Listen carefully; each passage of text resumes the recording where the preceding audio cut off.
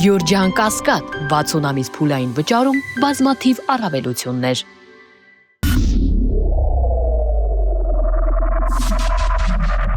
Բարի երեկո, Մեծահաբի եթերում Մեծա Արենան է, ես Արթուր Հայրապետյան, այսօր զրուցելու եմ Դեմոկրատական այլընտրանք կուսակցության նախագահ Սուրեն Սուրենյանցի հետ, բարի երեկո։ Բարև ձեզ։ Շնորհակալ եմ հրավեր ընդունելու համար։ Պարոն Սուրենյանց,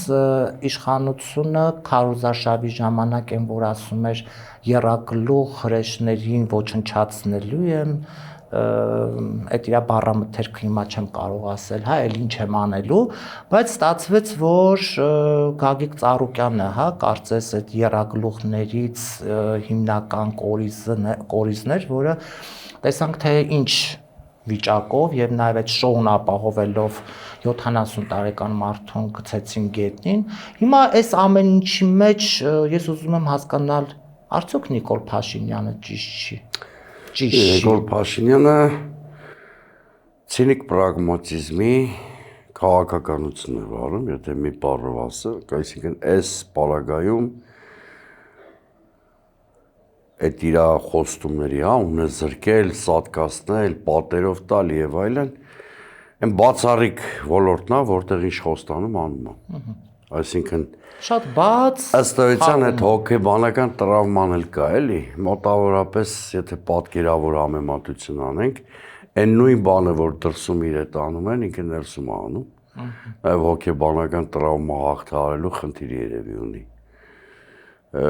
Ծառուկյանը ընտրվեց հատկապես թիրախ, որտեվ գտավ, որ իմ կարծիքով թույլողակն է այդ բանի, իր ասած եռագլուխի, չնայած դա արհեստական նույնականացում էր, դա էլ ասենք, դրա մասին շատ ենք խոսել, թույլողակ ինչ իմաստով, որ սահմանագծային քվեներ էր ստացել, դե բնականաբար հաղթահարել ենք 4%-ը։ Եվ Նիկոլը կոնկրետ 60,000 քաղաքացի գրպանեց, ֆրակցիա ունենալու իրավունքը գրպանեց եւ այլն, այսինքն ըստ էության պետական հեղաշրջում իրականացրեց, որովհետեւ դա պետական հեղաշրջումը մի դրսևորում չի ունենում, սա էլ է պետական հեղաշրջման կամ իշխանության յուրացման հատկանիշ պարունակող արարք, եւ դու ԿՀ-ին, ՍԴ-ին պարտադրում ես ազգային ժողովի խճանկարը ապօրինի փոխել։ Տեղի ունեցածը դա է, փոխվել է խորհրդարանի խճանկարը։ Բայց պարոն Սուրենյանց, ակնկալելի չէր այն ինչ որ տեղի ունեցավ, նաև սահմանադրական դատարանի որոշումը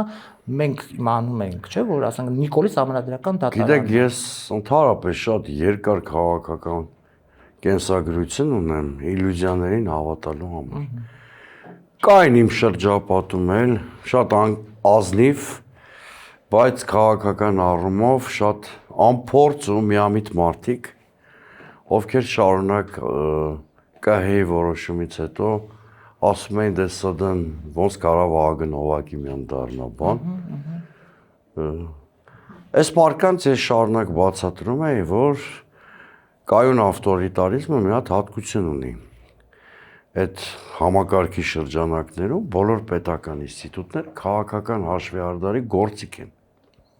Ու ակնկալել, որ ամբողջ պետական համակարգը պետք է տրամաբանությամբ աշխատի, ՍԴ-ն հրաշքով, այն էլ տյունինգ եղած ՍԴ-ն, Նիկոլ Փաշինյանի կողմից մի քանի անգամ բռնաբարված ՍԴ-ն, պիտի ինչ-որ հումանիստական կամ իրավական պետության վարքագիծ դրսևորել, դա կնշանակեր առնվազն քաղաքականություն չհասկանալ։ Ակնկալել էր նաև այս ռեպրեսիաները, իդեպ ասեմ Գագիկ Ծառուկյանը նշանային թիրախ է։ Ինչի համար։ ԲՀԿ-ն կամա թեականվա կամ Ծառուկյանի դրա թիմը դարձան են լակմուսի թուղթը, որ բացահայտեցին երրորդ հանրապետության երևի ամենամասշտաբային ընտրակեղծարարությունը, այն որ մի խմբակցության կարող են ուղղակի սենց բանով բեսպրիձելով ասել դուք մանդատ չպետք է ունենաք։ Դա պարզա որ ոչ լեգիտիմության խարանը, որ այդ հանգամանքի պատճառով դաջվեց Փաշինյանի ճակատին, կուլ չէր տալու։ Երկրորդը հիշում եք թերևս այն Վանդակի եւ Առույցների պատմությունը, երբ որ վուլգար բառապաշարին Փաշինյանի Ծառուկյանը ռեպլիկով պատասխանեց, դա էլ մնաց կոկորտին, պատահական չի, որ ըստ էության ազատազրկվեցին նաև Ծառուկյանի առույցները մեկ էլ սպանվեց։ Մյուսը միամիտ կլինի կարծել, ընդհանրապես դա հետսովետական տարածքի բանա երևույթ է, դա միայն հայկական երևույթ չի։ Երբ որ խոշոր կապիտալը ձեռնոց է նետում իշխանությանը, այդ բաները երկու ելք են ունենում, կամ այդ մարդիկ հաղթում են, օրինակ ինչպես Բիձինա Իվանիշվիլու պարագայում, եւ երկրի համար էլ լավ լինում, ընդհանրապես ավելի բնականon են դառնում զարգացումները, կամ եթե հանկարծ հաղթանակ չի ստացվում, իշխանությունը իր բոլոր ռեսուրսները օգտագործում է այդ մարդկանց ճնշելու, ունեզրկելու, ապօրինաբար թիրախավորելու համար։ Մենք գիտենք, չէ, քանի խոշոր գործարարներ կամ ինչպես հաճախ իրենց անվանում են օլիգարխներ, ինչ ճակատագիր ունեցան Ռուսաստանում, Կենտրոնական Ասիայի երկրներում, Վրաստանում նույն Իվանիշվիլուց առաջ Պատրիցիկաշվիլի կարծեմ կար, նա եւ այլն, այսինքն սա էլ է շատ պարզ։ Այսինքն այս խոշոր կապիտալը ավտորիտար ռեժիմների կողմից չի հանդուրժվում, որ խոշոր կապիտալը իրանց վերահսկողությունից դուրս է, որտեվ թե Սամվել Կարապետյանը, թե Ծառուկյանը ապացուցեցին, որ իրենք չեն պատրաստվում դուդուկի տակ ապարել, իսկ եթե դուդուկի տակ չես ապարում, ու վտանգավոր ես արդեն իշխանության համար։ Եթե նույնիսկ քաղաքական ակտիվություն չցուցաբերես, որտեղ միևնույնն է, մի հատ հսկա կապիտալ կա, որ իրենք չեն վերահսկում, այդ կապիտալը վաղը կարող է դառնա քաղաքական կապիտալ, կարող է դառնա ինֆորմացիոն կապիտալ եւ այլն։ Հետևաբար այս բոլոր պատճառների համախումբը դարձավ այն ցինիկ տամարդի գրոհի պատճառը, որ տեղի ունեցավ Ծառուկյանի հանդեպ։ Գիտեք, ամեն ինչը կարող է ներվել, բացի այն կադրերից, որ մենք տեսանք։ Ես ուղղակի պարզ ասում եմ Նիկոլ Փաշինյանին, անկախ նրանից իրանով կներիվի թե ոչ, ես այդ կադրերը երբեք չեմ կարող ներել։ Հարցը այստեղ միայն այն չի, որ Գագիկ Ծառուկյանի մտերիմն է։ Հարցը այն է, որ այդպես կարող է իր ընտանիքի առաջ, առանց որևէ դիմադրություն ցույց տալու, առանց որևէ հակաօրինական վարքագիծ ցուցաբերելու Հայաստանի Հանրապետության քաղաքացին նվաստացվել։ Օրինաչափություն է դառնում, պարոն։ Իհարկե, բայց եթե կներեք, եթե նման ռեսուրսներ ունեցող մարդու հետ նման կերպ են վարվում, սա ազդակա ցանկացած քաղաքացու, որը ավելի անպաշտպան է, ավելի անապահով է, ավելի քիչ ունի ռեսուրսներ, բա նրա հետ իշքան է։ Դու պատկերացրու, այլախոհ ցանկացած քաղաքացու համար բեմականացված տեսարան է դա, որ տեսեք, եթե Ծառուկյանի հետևից էսպես գնացինք, բա ձեզ ինչ է սպասվում։ Եվ պարոն Սուրենյան, բայց ես ուզում եմ մի նախադասություն էլ ասեմ։ Ծառուկյանով շղթան չի փակվելու։ Այո։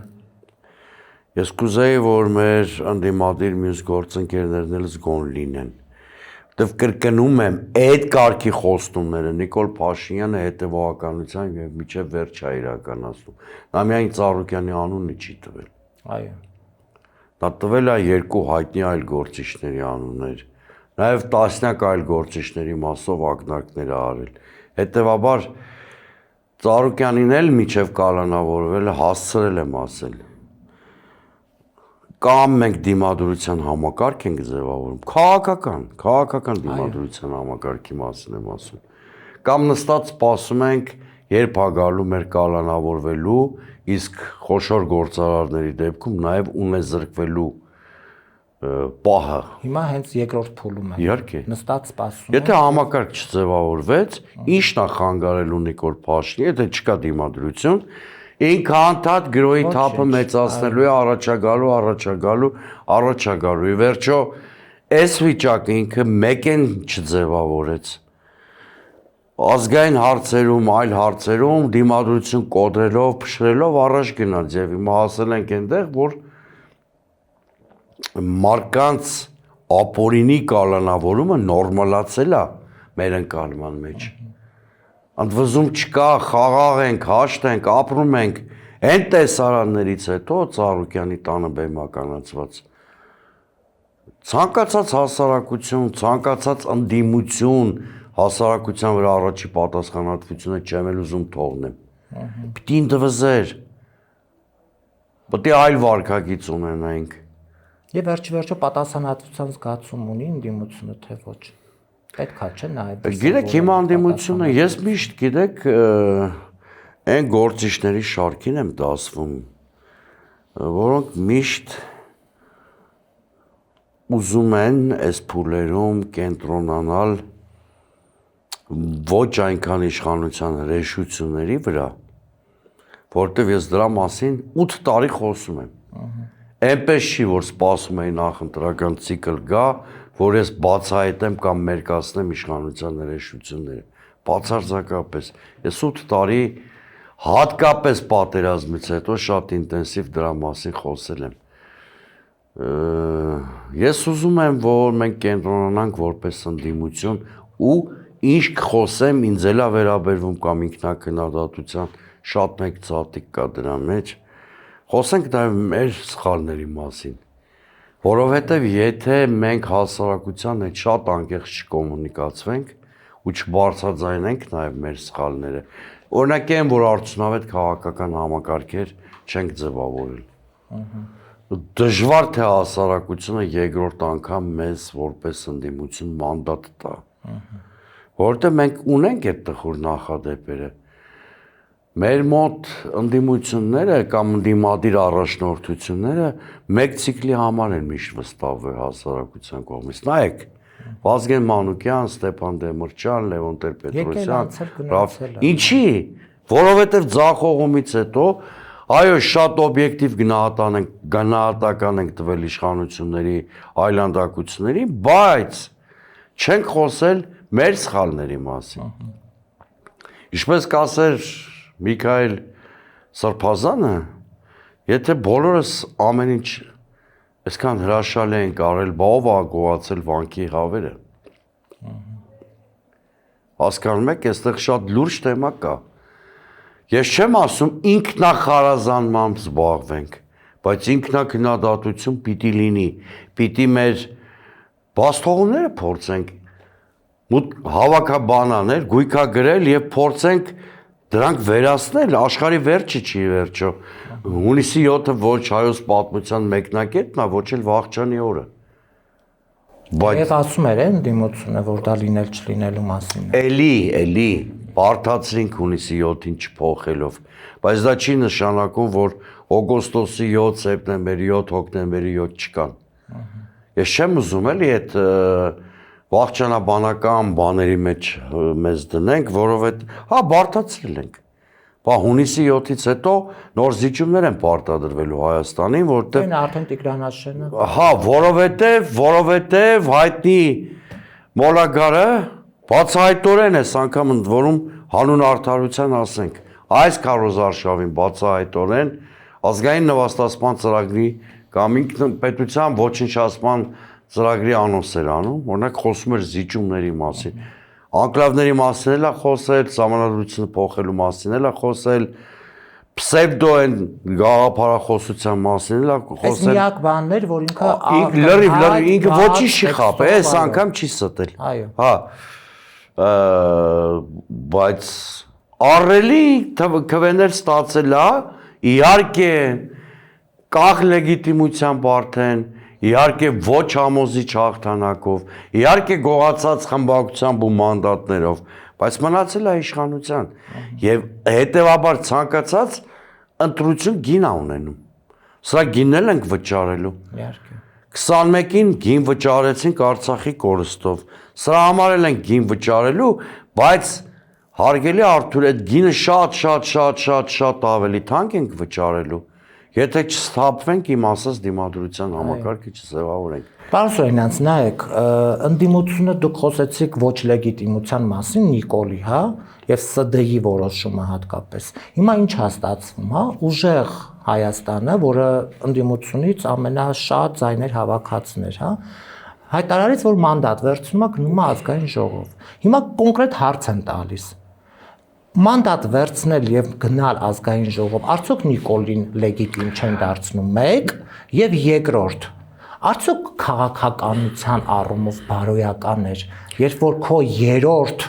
ընդդիմադիր ուժին կոնկրետ դուրս են թողում Տեսեք, մանդատ վերցնել եւ թքում են կոնկրետ 60000 քաղաքացու մանդատ վերցնել չվերցնելը ստեղ սկզբունքային չի։ Ես միշտ մանդատներից հրաժարմանը դեմ եմ եղել, եթե դու չունես կայծակնային հեղափոխության սցենար։ Այստեղ գիտեք, հարգելի Արթուր, եթե հասարակության հետ անկեղծ կոմունիկացիա է լինում, եւ դու քո սխալների վերագնահատումով ասում ես ինչ ճանապարհային քարտեզ ունես արժևի, մանդատ վերցնելը նույնիսկ կարող է շատ նորմալ ընկալվել։ Մանդատ վերցնելն էլ, բայց ոչ ազգային ժողովի պաշտոնների պաշտպանը մասնակցել, այստեղ սկզբունքային պակարդ են, այդ ազգային ժողովի պաշտոնների պաշտպանը մասնակցելը ես կհամարեմ կոպիտ սխալ։ Մանդատ վերցնելն էլ ես միայն ընդհանուր ռազմավարության մեջ եմ դիտարկում։ Այսինքն, եթե դու ունես մի հատ պլան, օրինակ իմ ուղեղում կա այդ պլանը, ես ռեսուրսների խնդիր ուղղակի ունեմ կազմակերպելու եւ եթե 1-ից 1.5 տարվա ընթացքի պլան եմ ես տեսնում միջնաժամկետ,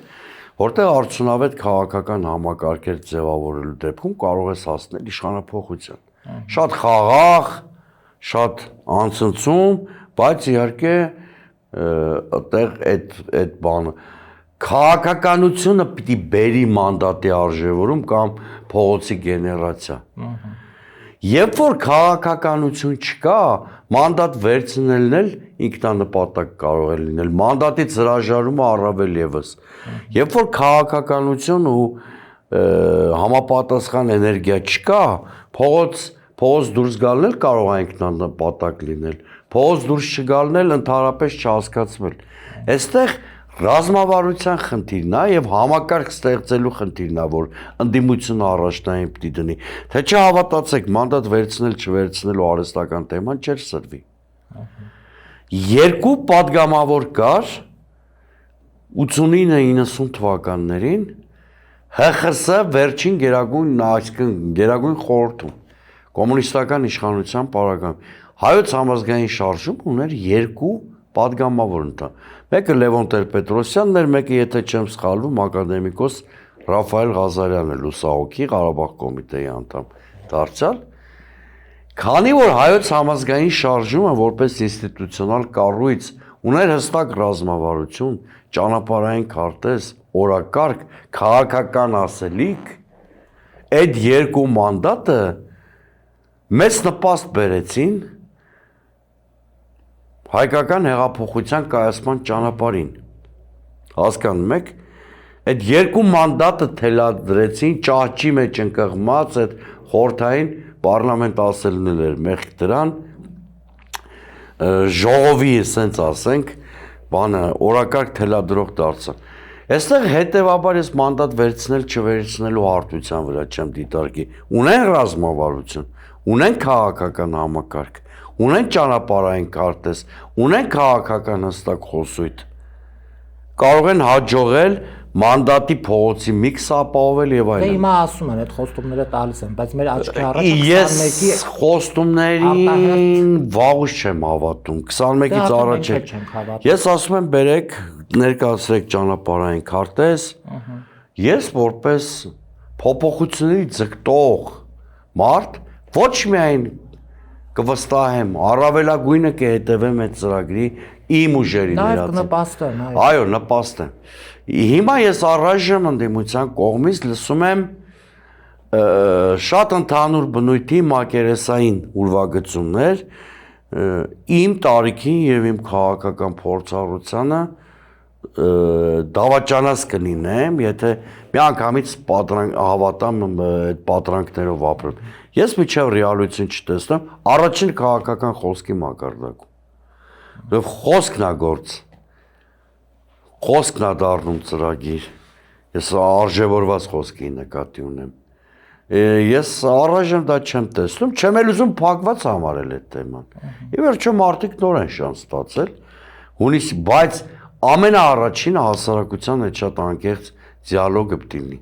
Հասարակության հետ դիալոգի համար պարտադիր չի իշոր մի հանդիպումով սահմանափակվել, ենթադրենք բանում այդ Տաշիր արենայում կամ միտեղ, դա պիտի ավելի բազմաշերտ լինի, հասարակ։ Բայց արդեն խախտվել է, պարոն Սուրենյանց, ինչու է խախտվել, որովհետև ժողովուրդը, որը գնացել ու ձայն է տվել ընդդիմությանը, իրանք չեն գնացել, որ գնան իրանք մանդատ վերցնեն, գնան ազգային։ Իրանք լսել են, որ պետքա տեղի ունենա իշխանական։ Հիմա պետքա շատ անկեղծ, բացա, տեսեք, Նիկոլից ինչով պիտի տարբերվի ընդդիմությունը։ Անկեղծությամբ։ Որ շատ անկեղծ ասի Ժորժ ջան, մենք անկեղծորեն գնացել ենք, որպեսզի հունիսի 7-ին անենք իշխանափոխություն, կարծեմ այդտեղ ոչ մեկին չեն կասկածում, չէ՞ որ անկեղծորեն ուզեցել են անել։ Բայց այս մեր սխալների պատճառով չի ստացվել։ Հիմա ես կարող եմ սխալն էլ ասել։ Քաղաքականության մեջ մի քանի շատ կարևոր բաներ կան։ Դա ռազմավարական մտածողությունն է։ Դա տարբեր սցենարների համար, տարբեր զարգացումների համար տարբեր սցենարների արկայությունն է։ Դե հիմա ինձ ցույց տվեք ընդդիմությունից ով մանդատը վերցնելու։ Չէ, հիմա կա այդ գործի չկա։ Ուրեմն 3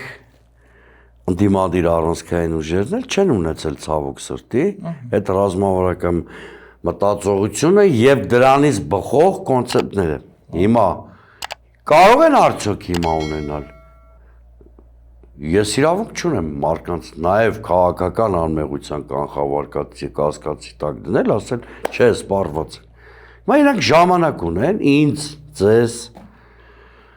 մեր հասարակությանը համոզելու, որ հունիսի 7-ի ձախողումից, որտեղ ամեն դեպքում դա ձախողում էր բոլորի համար, թե իշխանության համար, որը չկարացավ այն 2/3-ը ապահովի, եկեք ընդունենք, որ դա Նիկոլ Փաշինյանի համար կոնկրետ ձախողում էր ու ինքը չի մարզել այդ։ Ակնհայտորեն ցույց է տալի, բացահայտ ասում էլ է։ Թե ընդդիմության համար, որը այո խոստացել էր իշխանափոխություն, բայց մոտ էլ չգնացինք դրան, հա, մոտ էլ մի-շոր բան էլ չա։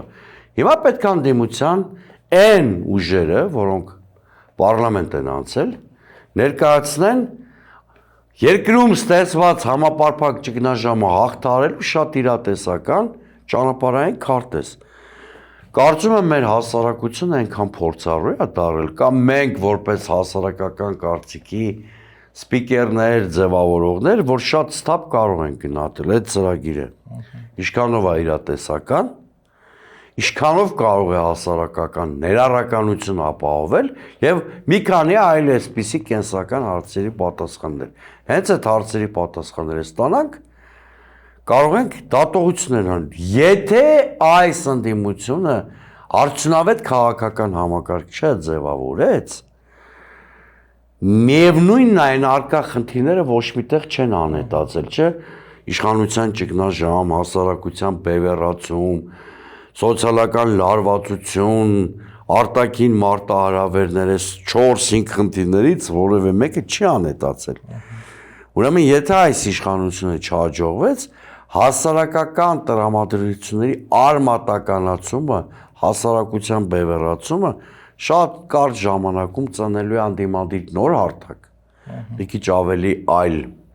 այցեկարտով, որը սրբելու է ամբողջ քաղաքական համակարգը, թե գործող իշխանությանը, թե գործող ընդդիմությանը։ Հիմա մեր աչքի առաջ Հայաստան դաշինքն է, որը 5 տարի ոչինչ չի արել,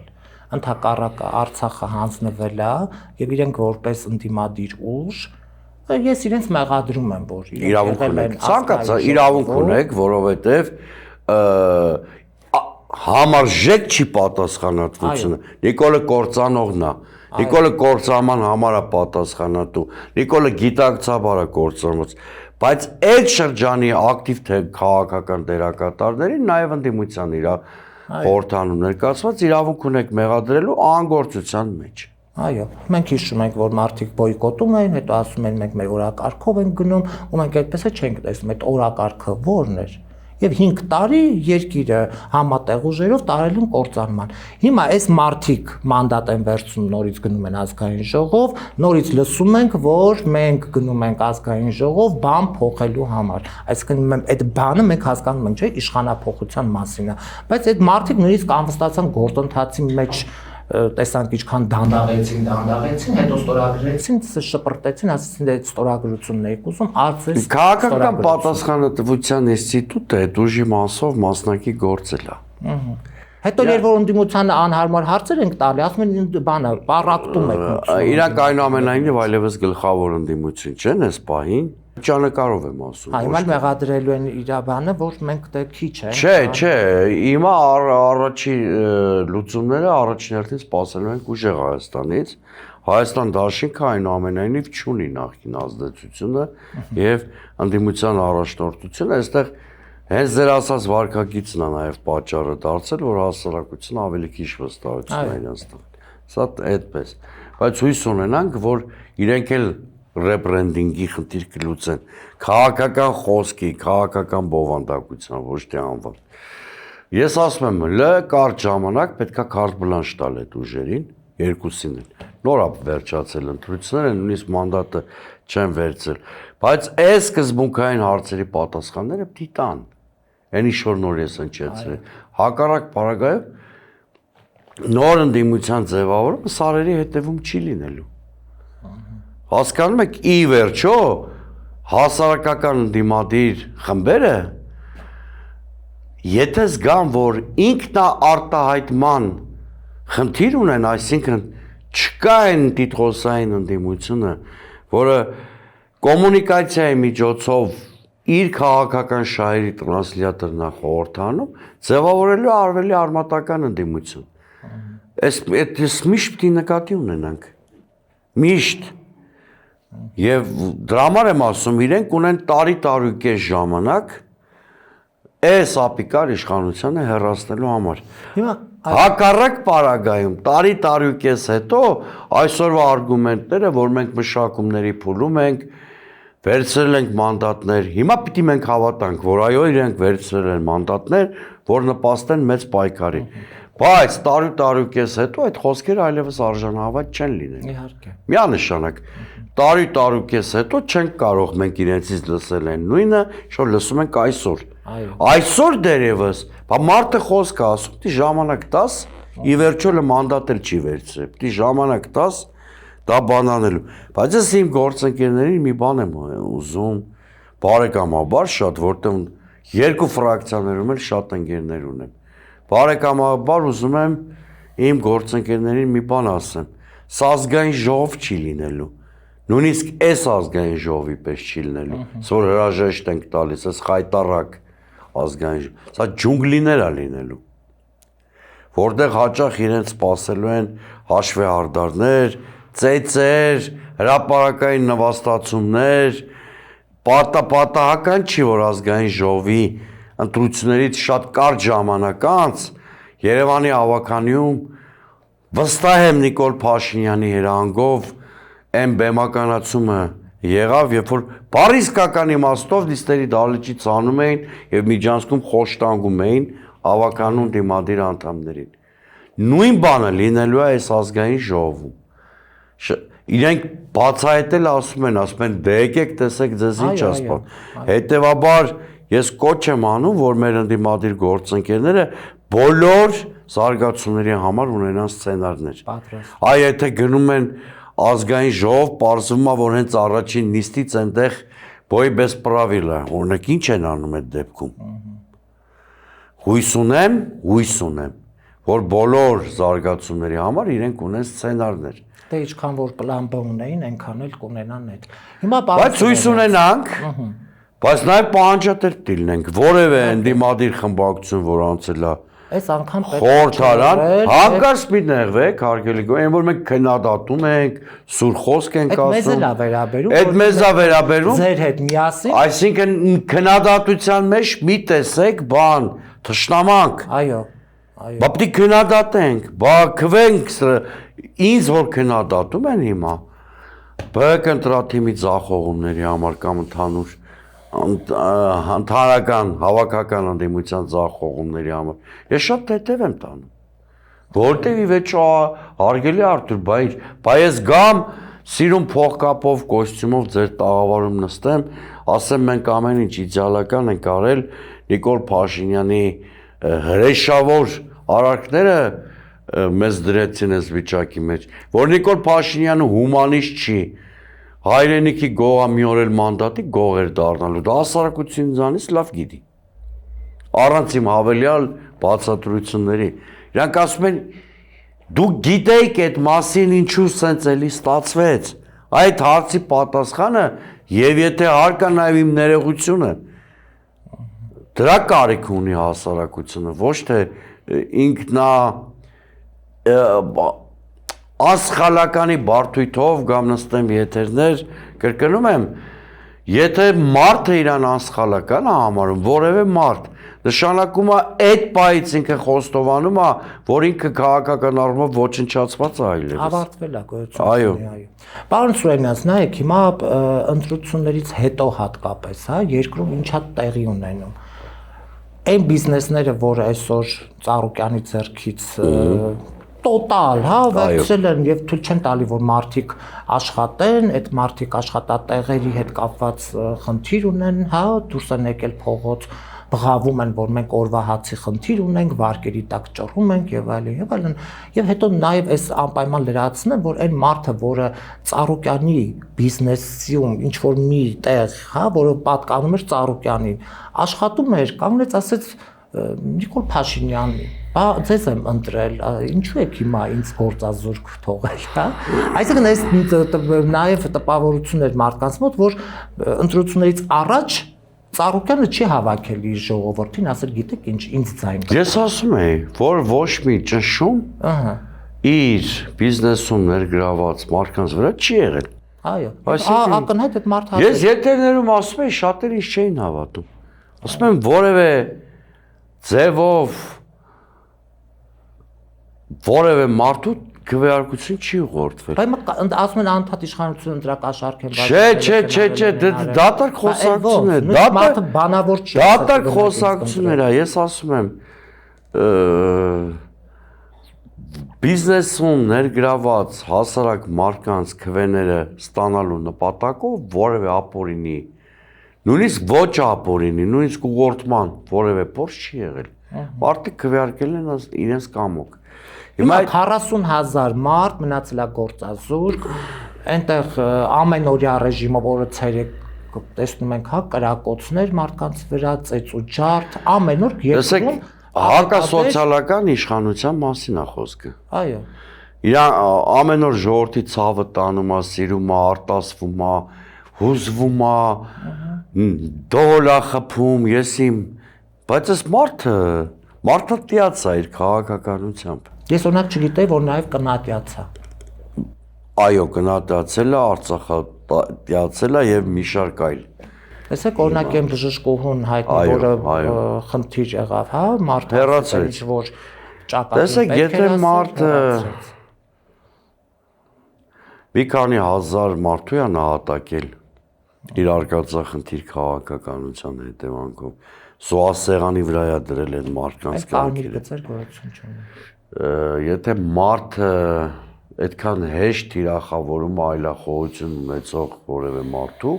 դա կլինի Ծառուկյանը թե այդ բժշկուհին, ում մասին նոր ասում եք, այդ մարդուն հազիվ թե հուզի մի քանի հազար մարդու գործազուրկ կամ պարապուրտի մատնվելու կամ սոցիալական կեղեքման ենթարկվելու փաստը։ Բայց այդ մարդիկ անշուշտ իրենց իրավունքների համար պայքարեն, անշուշտ, բայց ստեղ էլի գամ իմ գլխավոր ասելիքին։ Լոկալ սոցիալական կամ իրավունքի խնդիրներ չեն լուծվելու, եթե երկրում չձևավորվի արդյունավետ քաղաքական համակարգ։ Համոզված եղեք։ Այդ աքսիոմա է։ Չի լինելու։ Պետք է երկրում լուծվի արդյունավետ քաղաքական համակարգի ձևավորման խնդիր։ Կամ ներքևից պիտի գանք սոցիալական լոկալ դրսևորումներ եւ վերջո միավորվեն դառնան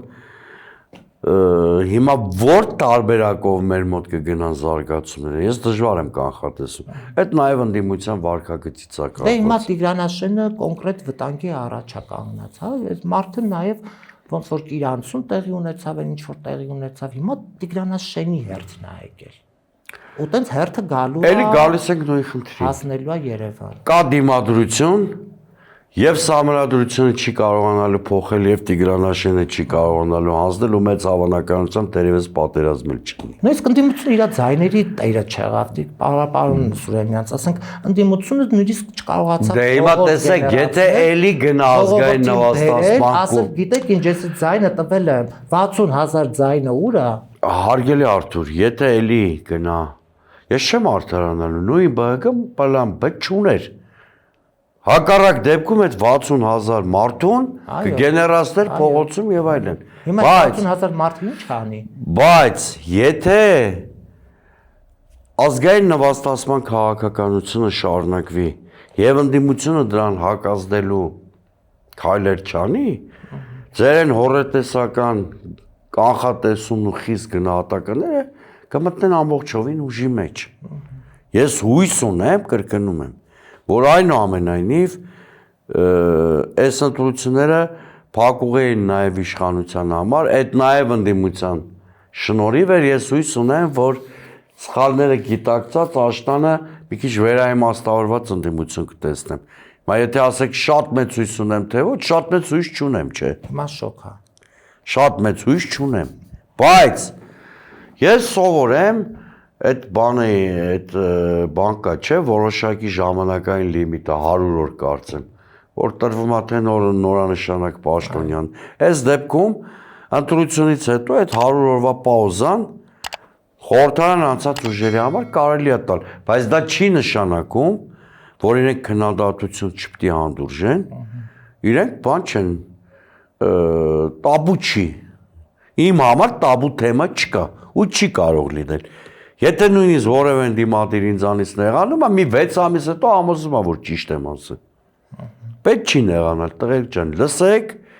մի օգտակար բան փորձեք քաղել։ Կանչեք զրույցի, կգամ, խոսենք, կնստենք, բայց այդ նեղանալը ամեն ընդդիմախոսության մեջ իշոր պատճառ փնտրելը, որ գոյություն չունի, հա? Ես քիչ ընդդիմադիր գործիչներից եմ, որ այդ ընտրական փուլում ոչ մի տաղավարում մեր գովքով ու իշխանության հրեշությունների մերկացմամբ չեն զբաղվել։ Այդ պրոպագանդիստական տրյուկը, այո, իշխանությունը շատ վատն է։ Իշխանությունը հակապետական է, հակազգային է, հակասոցիալական է, հակամարտկային է։ Բայց մենք այդ գիտենք միջև քարոզարշավի մեկնարկը։ Արցախը կործանելուց հետո էլ Նիկոլի կերպարում բացահայտելու բան կա։ Ուրեմն պետք է 15-20% բոնուսով մոտենալ ընտրություններին, որպեսզի այդ այլանդակությունների շեմը ախտարված լիներ։ Հիմա ստեղծեք այդ համակարգը, խնդրեմ, մանդատ ունեք։ Ապացուցեք, որ հունիսի 7-ը ուշացած իրականացնելու եք։ Էդ է։ Շնորհակալ եմ։ Ես էլ եմ շնորհակալ։ Կհանդիպենք։